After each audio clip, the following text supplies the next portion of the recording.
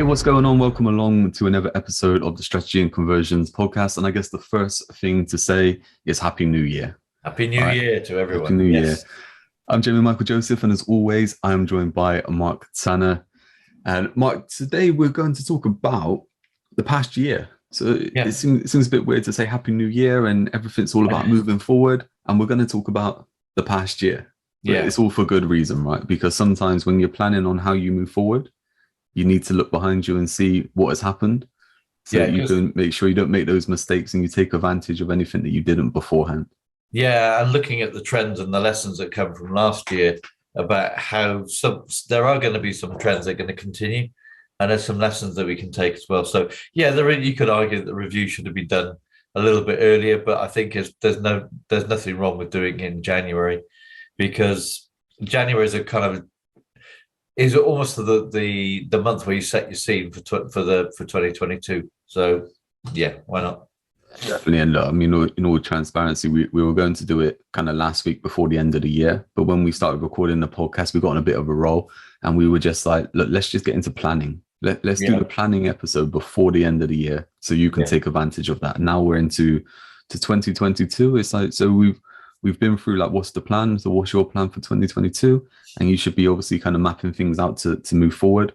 And what we're going to do is just discuss the things that we've seen. Yeah. And this is going to tie us up then for obviously moving forward. It's going to be, this is really weird because we're actually recording this before Christmas. It comes out in the new year. Yeah. And, later today, we're going to record our marketing trends for 2022 as well. So we'll put a link to that. That'll be like a special episode that you can grab and have a look at what we think is going to come up, our predictions. But what we can do obviously is by looking back at the last year, we know exactly what did happen. So at least we can discuss that in more detail. So let's get straight into it then. I mean, let's look back there. I mean, we're going to cover marketing, sales, and kind of business in general. It's all connected, right? I mean, that's the stuff we always look at when we look at anything with business, whether it's sustaining, whether it's growing, whatever it is, everything is connected together. You have to connect the dots, right? Yeah, absolutely right. Yeah. And I mean, getting straight into one thing I've noticed over the last, I think we've talked about it many times, is how there's been a change in buying habits. It's interesting, isn't it? Because I think there's been so much, and I guess it all comes from the uncertainty, really, because especially there's sectors who thought they were going to be going on with, hospitality, thought everything was going to be going, and then of course there were restrictions again over Christmas, and then cancellations. A lot of people were saying that Christmas dues were being cancelled, and so they've gone through a really hard time again, which means all the industries that supply that sector are also going through a hard time, and just it's uncertainty every step of the way. Unfortunately, with the COVID and all the variants, is exactly what's going to happen, and various decisions that get made and then changed, and new decisions being made, and no one's really knowing where they are. I'm smiling, but it's not really it's not a subject to smile about necessarily, because it's more of an ironic sort of smile, right? As if like, it can cause a massive anxiety to people, and I think that's where buying habits have changed. And a lot of people, like back in people saying back in the Great Depression and all that kind of stuff, a lot of businesses thrived through some really hard times, and there have been businesses that have thrived in the pandemic era, if you like.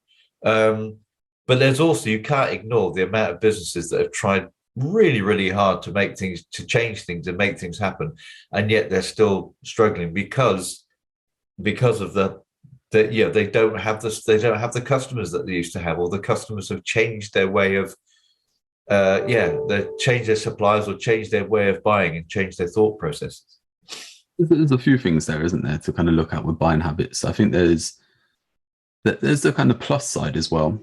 Throughout the whole kind of past 18 months, we've seen people buying a lot more stuff online, which is a good way. We've actually seen buying habits as well where people want things quickly, the whole kind of Amazon thing and stuff like that, and people have been spending money to feel good, so whether that be buying kind of Amazon stuff or investing in more things within their home or something like that to feel more comfortable. The whole kind of buying habits thing, like you were saying, that uncertainty, I can remember going back to sort of February 2020, right? And I was at a networking event, and we've mentioned before on this podcast, we've got one of our members in Momentum Builder, Nathan, as a video company. I can remember talking with him at the time, and he said, "Oh, it's who knows what's going to happen." And it was just back then, we couldn't even foresee all this kind of stuff. We thought, okay, if something happened, it means that maybe businesses would shut down for maybe a month or something like that, and it'd get back to normal. And I can remember saying to him, I said, look, people will still buy, right? That they will still buy. But what will happen, and especially his kind of market was more kind of corporate businesses and stuff like that, is that what they will do now is they will spend more time and they will give more focus to considering if they need it, or what the outcome is. So where before maybe they had a budget there and they go, do you know what, we've got 10 grand for our marketing budget here for the next quarter. We're going to have some video done. We're also going to have some ads running out in sort of papers and all this kind of stuff, and maybe something else as well. Whereas now they're thinking, right, okay, we're just going to pick one. Yeah. So they're still going to buy, but you have to put yourself out there a bit more for people to choose you over, a competitor. And that, we've mentioned this on the podcast before as well, is your competitors are not just the people who do the same thing as you. No, your competitors are other people who are trying to grab the attention of your client. Yeah. And yeah, that's absolutely true. But interesting, go back to your comment there about people changing their buying habits to be really, really certain before they buy something. So they're going to be more cautious. What I haven't seen, I don't know if you have, is any businesses measuring the effectiveness in the advertising any better than they did before. That's what I don't understand, is that they can become cautious and they but businesses are still not really measuring what really works. They're kind of still going on a bit of a wing and a prayer, and you would have thought that especially at this time that you really have to know what's effective and what isn't. You really have to be measuring it. And I still think that's a piece of that business model.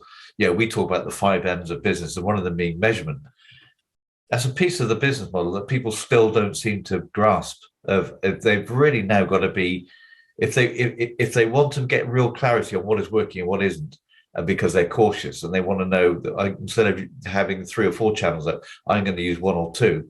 Which ones to select, because there's still a bit of a oh no, I think that was good, let's go for it. And actually the numbers could be if you actually ran the numbers, you could see that actually that model you've just picked or that channel you just picked is probably the worst conversion rate. Perhaps you should be looking at this one, which isn't maybe as sexy, if you like, but it converts better. And I think that's still a missing piece in many businesses' jigsaws. I think as well, like, there's that kind of old saying going back to kind of marketing and advertising with the newspapers and stuff like that, where it says 50% of our marketing works, the other 50% doesn't, but we don't know. But we don't know which. We don't know which is in the 50%. Yeah. And with that there, we've come a long way where we do have a lot of kind of measuring tools, and we can get this stuff. And looking at your kind of strategy, your plan, and combining that with the data and determining exactly what you need to have in place. Every business should be doing this, no matter what scale, no matter what budget, no matter what anything. But what used to happen was you would get the real kind of sole traders and micro businesses would be really cautious in spending any money. Yeah. Maybe chuck a bit of money at Facebook ads or something like that because they think that it would do something for them. Yeah. Post-pandemic, pre-pandemic, you would have got the corporate kind of clients who would have just been like, we've got this budget, would do it on whatever, we'll see what happens. And there's a big thing there. I don't know if it's just like complacency, or if it's people just aren't educated within that kind of corporate world, because it's just like, do you know what, if we're making profit of $1 million a year or something like that, who cares? But it's like you're leaving 3 million on the table. Yeah, exactly. Like, just without taking the right kind of steps forward. Yeah, I think, and like you said, there's so many. I think this is the big thing, isn't it? Tracking. I think tracking could become, or it should become bigger. It should have always been there anyway. But there's so many easy, inexpensive means of tracking an advert. I mean, for example, you're putting putting it's the old the message, the old lesson, isn't it? That if you're putting adverts in the paper, put a special code in on the advert. So when people respond to the advert, you say, well, just interestingly, which code did you use? Or they come back with a code so you can track your advertising. For some reason, people have thought, it never worked. People don't give you the code. But if you don't put anything in there, how do you track whether it's come from this magazine or that magazine or from this publication? You don't. And so without tracking, you can't run the numbers because there's nothing to base it on. And I think that there's a lot of businesses that don't use those simple tracking methods. Another one I remember, one of the mentors I had a while back just said, use different telephone numbers. There's loads of places where you can buy cheap telephone numbers. So if you want them to respond to one ad, they use a specific telephone number. And you know that any numbers that come to this particular number on your phone are being generated by this ad in the local newspaper or local, free magazine or whatever. I mean, look, if we take it online as well, I mean, we can use things like Bitly and different kind of link shorteners and stuff like that. Right. Yeah. Because what we can do there is we can go, okay, look, we ran this promotion on LinkedIn, Facebook, Twitter, Instagram, TikTok, wherever it is.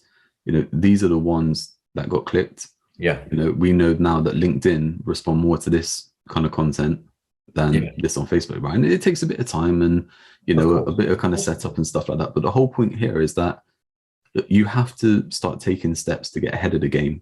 Yeah. Because everyone's just doing a whole kind of normal thing. And like you said, I mean, that kind of buying habits, I mean, let's take this right down into the kind of micro as well. If you take a sole trader or something like that, who's just dealing with a local area, real kind of, small kind of turnover and stuff like that. The same kind of way here is like, look, prices have gone up here in the UK. Look, prices have gone up for energy and petrol and fuel, all this kind of stuff, and inflation. So what happens there is it just comes back to the same consideration. Is where a corporate client would go, okay, look, where before we would have video ads and something else. Maybe we sponsor an event. Now we're just going to do one of those. Well, Mrs. Jones down the road, she might have before, okay, yeah, I've spent on a gardener to do this. I've spent on a painter or decorator to do that. And I've spent on someone else to do something. Now I can only afford one. Yeah. Or I'm only comfortable with buying one. Yeah. So you have to basically present yourself as the best option, the best consideration out of what they're looking at, because she's still going to spend the money. She's still going to buy from someone. You want it to be you.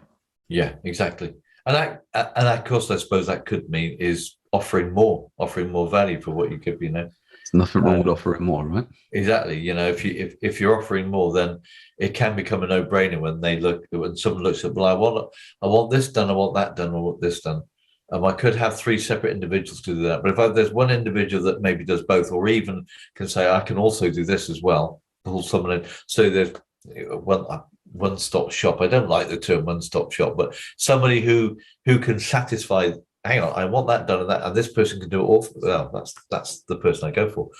And I think, again, and going back to what I've said before, is that people still don't necessarily, they don't buy on price, they buy on value. Price is in there somewhere in the mix of what they consider, but price isn't the top of their list because they're looking at what you offer and how much value you offer. So I think that value statement has to come out. And we've had a training on this recently and about the value, and we'll talk about the value statement many times again, I'm sure.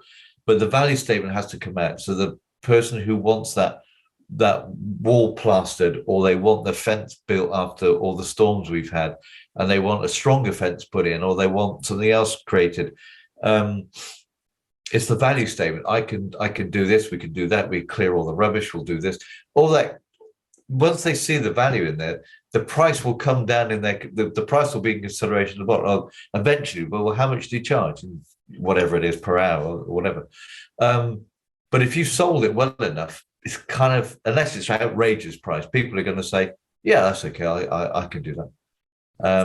If you're giving someone a good deal, it's a good deal no matter what's going on. And if you're providing a solution to their problem, then again, it's a good deal. Why are they not going to take that? And I think we'll move on to the next topic, but just before we do that, one of the words that you just said within there just summed everything up.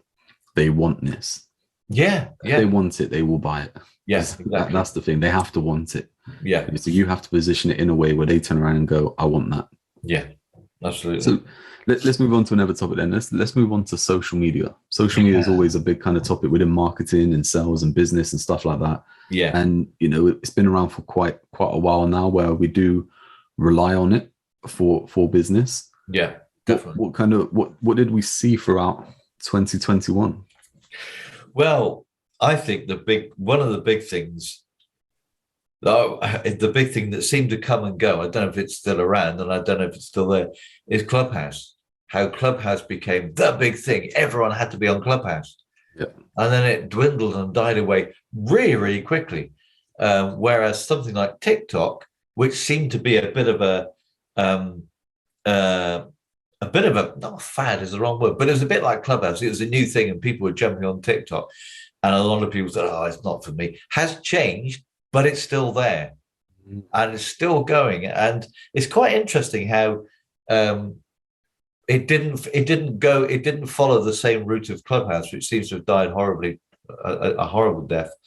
TikTok is still quite strong. And a marketing tool, isn't it? I mean, TikTok is something that we've laughed and joked about a few times on our podcast over the last 6 months. And, that's not saying that we don't respect the platform. It's still a good platform to get involved in. And I think it's got to that stage now where there are more people over the age of 20, who are using it. Yeah. People are using it for more kind of documenting and, showcasing their kind of personal brand and stuff like that, which is awesome. I mean, we were always laughing at the point of, look, people are getting involved in it and doing singing, lip syncing videos and stuff like that, just because they're like, oh, I see other people doing it, I'm going to do it.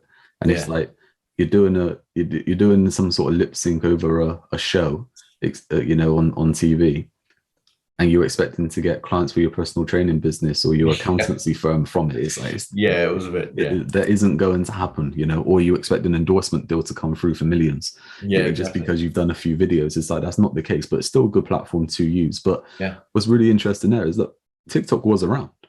TikTok was around for a little while and it kind of died. Right? And then it got bought, but it got purchased somewhere else. Pumped a bit of money into it, and people started using it, and it's over the past kind of year is really kind of growing into a bit of a beast. Whereas if we take the last year with Clubhouse, and I was checking my phone just a minute ago to see when I actually joined Clubhouse, right? And I can remember is a good friend of mine, Dickie Armour. I think you know him as well. I do know. I can remember I can remember going to bed one night. And I can remember my phone lighting up in the middle of the night. It was like 1 a.m. or something like that, right? And I kind of ignored it. And it was a message from Dickie Armour, and he's just like, you heard about Clubhouse? Are you on Clubhouse? I've just sent you the link. Check it out. It's really good. He was into Periscope before it was Periscope, I think. Going back and Twitter and stuff like that. When it first came around, he was really into it. And he's just like, this is the next boom. We're into it, everything, all in, all this kind of stuff. And I can remember joining, and I can remember spending a bit of time on there, and I totally get it. I think at the time we were all in lockdown. We weren't leaving the house and stuff like that. It was quite easy to press a room on our phone, go into that, and how incredible is that you could say be in a room with the kind of elite within your industry, and you could be having a conversation with them. That doesn't happen anywhere else. No, the technology and the opportunity it gave was massive. I agree. I think it was it was something that came out of lockdown, wasn't it? Really, and it was born because of lockdown. But it was such a powerful tool, but doesn't seem to have. I think two things there where it kind of faded out is, I think one is that it kind of became a bit of a sales pitch. You go into a room and everyone who's kind of speaking was like, buy my stuff, I'm great, look at me, I'm the best, buy my stuff. And there was a lot of bad advice that is being chucked around in there. You only need to go to like a local networking event or something like that, and people will stand up, I do this, I do that, and it's like, but you've done nothing. It's like, and that's not to disrespect anyone, but it's just like, how can you gauge good advice when you're in a blind kind of room. Yeah, You're just true. going off of what someone says, who says what they are and stuff like that. So I think there was a big element of that. And then I think another factor was the time factor. So I think that for one, when we were in lockdown and stuff like that, we had a bit of time. When things started getting back to the kind of new normality, well, people didn't have an hour just to sit there listening to something, waiting for their turn to speak and all this kind of stuff. And I think that's where it's just like, and also you could go into a room and you could be in there for half hour and then you're like, this is just nonsense. Like, I've just wasted half hour of my life. And you could be doing things like that all the time. Now, there are people who are still using Clubhouse and are still, getting crowds and doing stuff like that. I think I haven't been on it for several months. I think it kind of came about and it was, it was a bit of a novelty as speaking to different people and stuff like that. I can remember being in a room with, some big kind of players and having like conversations with them. And it's just like, how incredible was that? But, but then the flip side, I guess, if you think about it as well, we had a conversation going back 9 months ago, and we were talking about possibly doing a room on Clubhouse. Yeah. Where we would do this. And we decided then against that and we did the podcast. Yeah, exactly. Yeah. So I think that's the big kind of things that I think, you've got the other platforms, Facebook, Instagram, Twitter, should I say, and LinkedIn, and I think they kind of tick along in the same kind of way over the past year. I think we've kind of seen Instagram say more that they're a video platform now, and possibly that e-commerce side as well. I think Facebook kind of do things as well. And it's really interesting, like with Clubhouse, for example, it wasn't long before Facebook had audio rooms and Twitter have got rooms. And I think LinkedIn tried something, and from TikTok as well, you've got the whole kind of reels and stuff like that. And you see Instagram following. So, it's all interesting stuff when you look at it from a kind of it's leading progress, isn't it? It is forcing people to change, raising bars, and people are coming in there. But one thing I'm talking about the Facebook and the LinkedIn's, and I don't think I'm alone in thinking this. I just found how the reach for generic stuff has just dropped dramatically. And I don't really know, because I don't think even LinkedIn people understand the algorithms of LinkedIn. So I don't really know why that is, why that reach has changed. And of course, LinkedIn have brought in the LinkedIn video and the brochure page and space and all that, yeah. And so that's all. And to be honest, I haven't got my head around all that stuff at all. So I'll take your lead on that as to whether that's been really, really effective or not. But I've just seen the reach.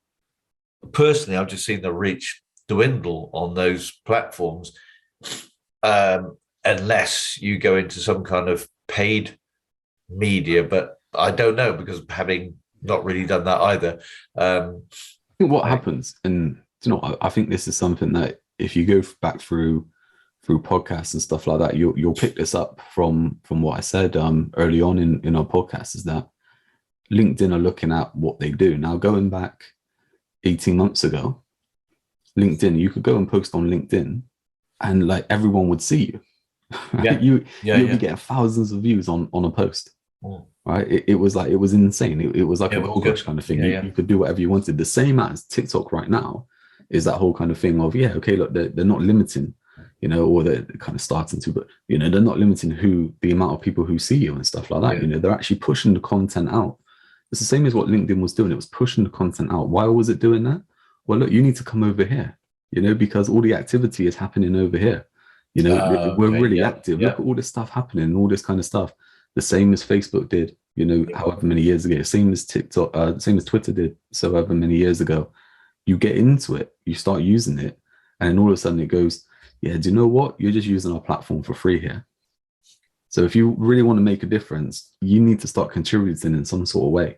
Yeah, which is, if you're not a big kind of, icon influencer or whatever, maybe you need to pay for ads. If you're not putting lots of content on which keeps people on our platform here, then maybe you need to pay to play. And they're doing that stuff. But I agree with what you said. I think the last 3 months Probably the last 6 months, but the last 3 months especially has been strange.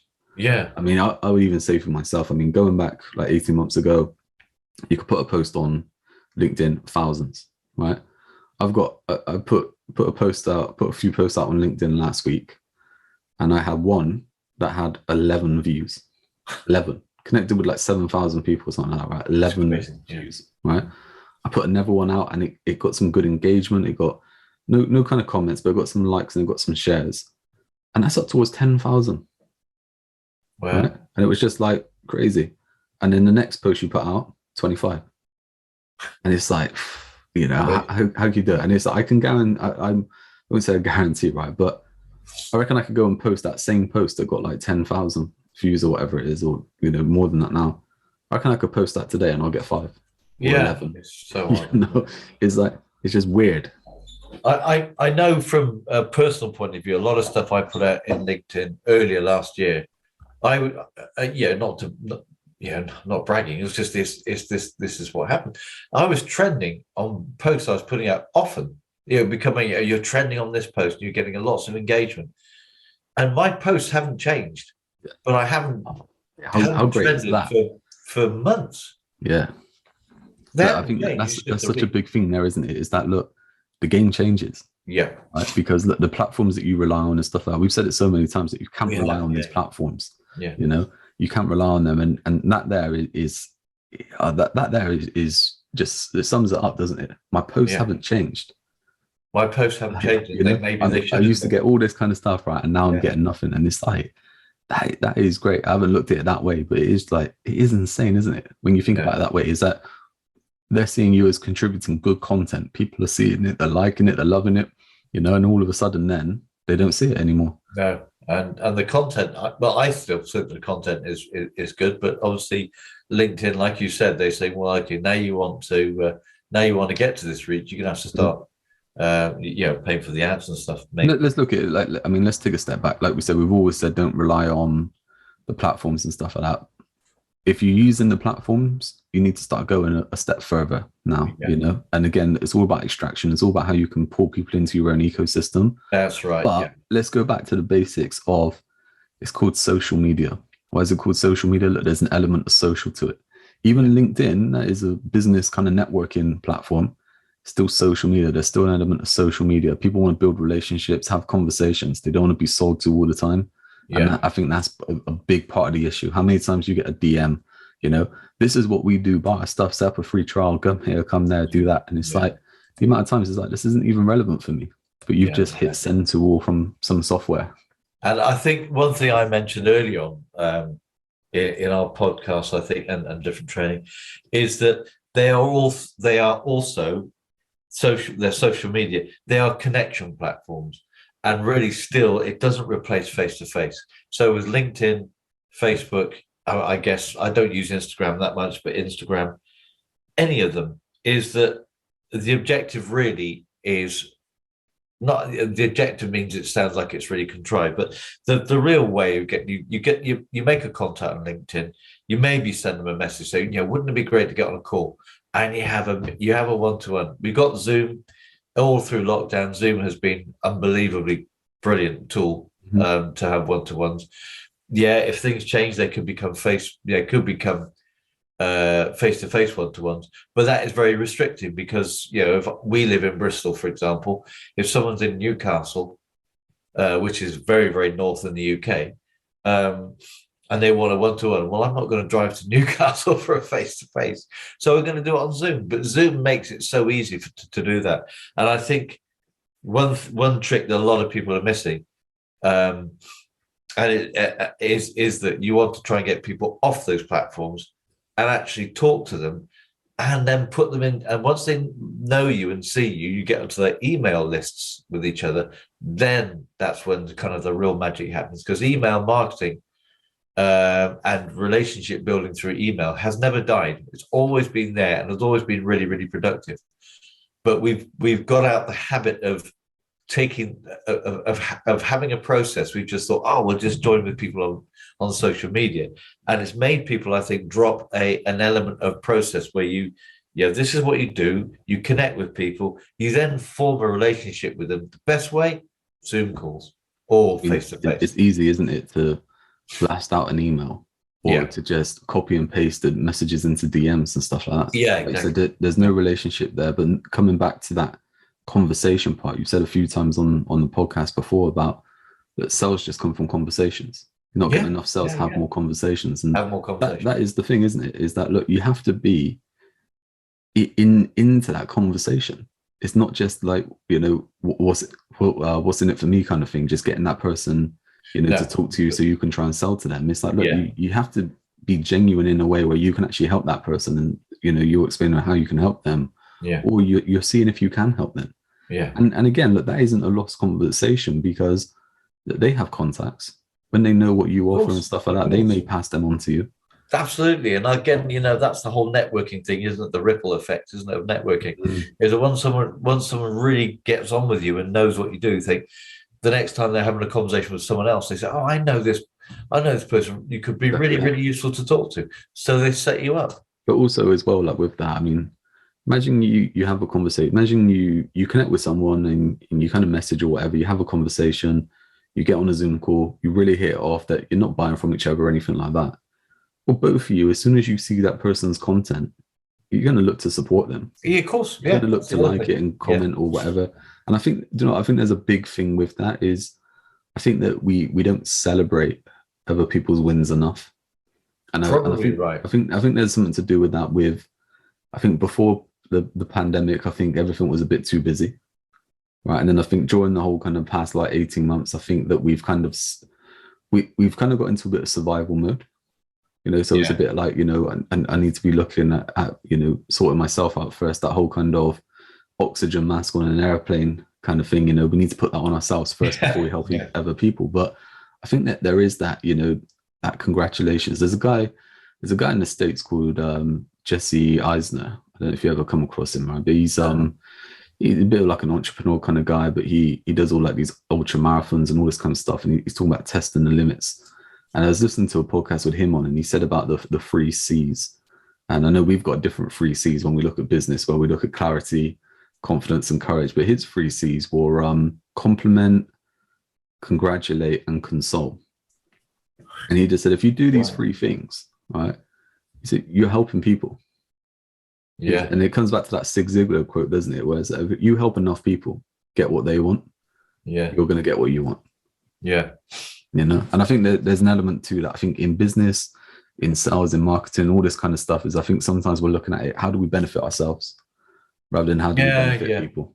Yeah, it's that spirit of giving. I like that. Celebrate other people's wins is really, really, I think that's probably something we don't do enough of. I know I don't. And I know that it was only when I heard this podcast that during the week that I clocked it. Yeah. And I was like, and we've got our members within our programs, Momentum Builder, Progression Club, all this kind of stuff. Of course we do. We celebrate their wins. We congratulate them and all this kind of stuff. We're helping them move forward. But just because someone isn't within our program doesn't mean we can't congratulate them. Yeah. And it's just taking that time to be mindful of that. Yeah. And I think I've clocked it, and I'm like, okay, look, I'm going to be more present within that. Yeah, I think that's a big thing, isn't it? And it goes to building relationship. Again, it's the same thing. I think as well, Mark, I think let's look to wrap up this episode. Yeah. We'll look at one more thing, and then we'll just talk about obviously the plans coming up with us during this year. Yeah. But one thing that we did see over the past kind of year make a comeback, it seems. Yeah. Is the QR code. Absolutely. Yeah. This was something that, going back 2 years ago, 3 years ago, someone said they had a QR code, you'd probably make a joke on them, right? You'd probably laugh at them and say, like, for what reason would you want a QR code? And but it seems like, it's one of those kind of trendy things at the minute. It has been for the past kind of good 6-12 months. People seem to be using it within their marketing. Yeah. Quite easy. I mean, I think it comes back to that whole kind of ease of use, is that people kind of get it. I mean, it is limited. I mean, if you're on a phone and you see a QR code, you can't really do much about it, right? Yeah, exactly. But if you're seeing it out and about, or you're looking at a computer screen, and you've got your phone, and you can easily, okay, I want to set up a meeting with that person, I can scan their QR code and pick a time. It goes to their calendar link. Great. Yeah, I think that. It's. I never know. We had a conversation before, didn't we, as to whether they were ahead of their time when they first came out. I think they were quite quirky and different when QR codes first came out, and everybody jumped on the bandwagon. They'd be painted on the side of vans and all sorts of stuff, which was actually quite a clever initiative. But they seemed to die down. But it was, I know from a social media point of view, LinkedIn started to have this connection thing where you could actually connect via QR codes. But of course, with the pandemic, everything was QR codes, wasn't it? In the UK, the the government track and trace system, which has many faults, but was based on a QR code. When ordering, if you did get out to hospitality, ordering your meals and drinks and stuff, you could do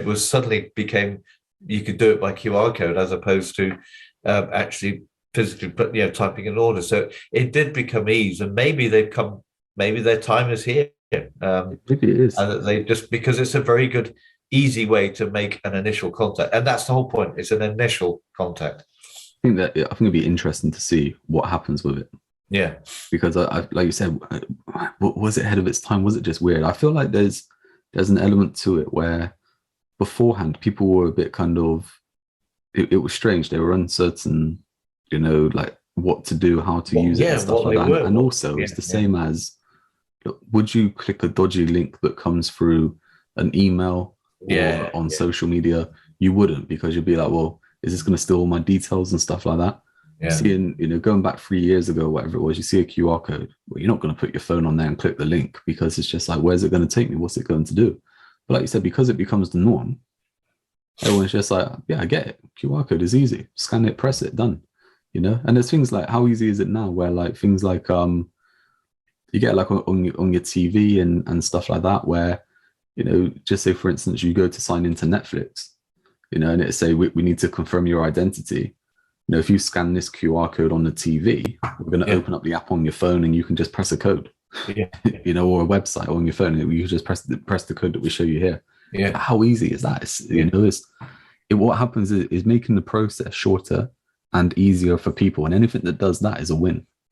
Absolutely, and I think that's what it comes down to, isn't it? It's just trying to make things easier, and I think that, as you say, and just taking steps out of a process, because it's just that link that all of a sudden replaces 2 steps that used to be in a previous clunky process. So I think it's a step forward, and more so than when they first came out, because when they first came out, they were just, I think they were treated as just being a bit a novelty for novelty's sake, Yeah, whereas true. I think now people are realizing that actually they are useful. And there was a lot of people in that kind of IT space, whether it to be dealing with websites and stuff like that. There's a lot of people in those kind of industries that had them.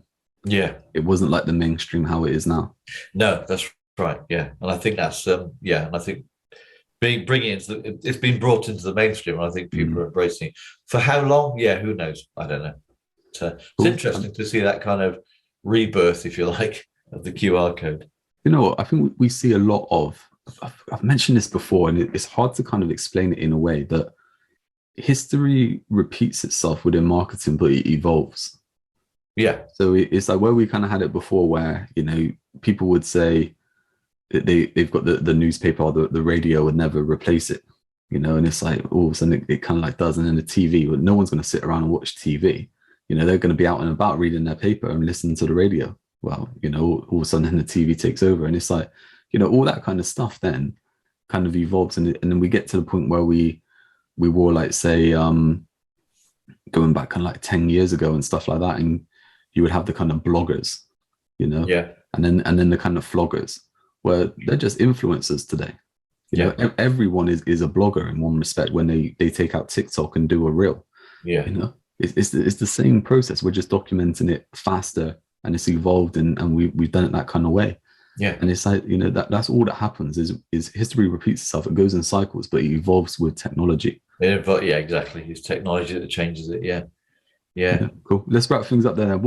Let's summarize things and look at the big takeaways from what we've just said about.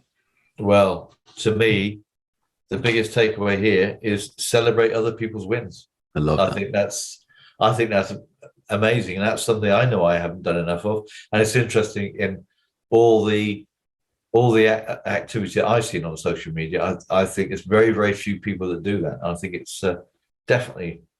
I don't think just because it's something it steals a march. I think it's just generally something. If you genuinely celebrate other people's wins, I think success will come back. Success comes back your way as well. So I think it's definitely something I'm going to start doing. I think for me, looking at it from a different angle, is I think that what my takeaway here is that you have external threats and opportunities, right? Yeah. And it's how you use them to your advantage and avoid them. But the whole point is that, look, you stick to your game. Like the whole thing, like we said, like Clubhouse comes around, it's a big kind of thing. But if you invested, if you just cashed in on Clubhouse and just went all in, where are you now? Yeah, exactly. So it's a case of you have to be mindful of those things and take advantage of them. Like you said, LinkedIn, LinkedIn's really great. I'm getting all my customers from LinkedIn to getting no customers from LinkedIn. Exactly. Yeah. Where it comes back to, like, if you control things, if you extract people into your own kind of ecosystem, then you're always going to win. So always keep your game at the forefront, and the external things you use to your advantage when you can. Yeah.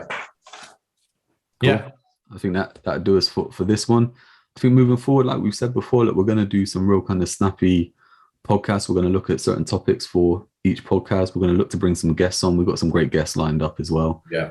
Stuff is not just like great guests to like have a chat, but guests who are going to teach you things. Yeah, going to help you. Yeah, experts within their own industry. Yeah, and help you moving forward. So, yeah, look, here's to an amazing 2022. Prosperous 2022. Prosperous. That's the word, right? Prosperous. Yeah, definitely. Prosperous 2022. Yeah. Mark, it's always been a pleasure. Indeed, it has. Thanks everybody for watching. We'll see you then. Okay. Bye bye.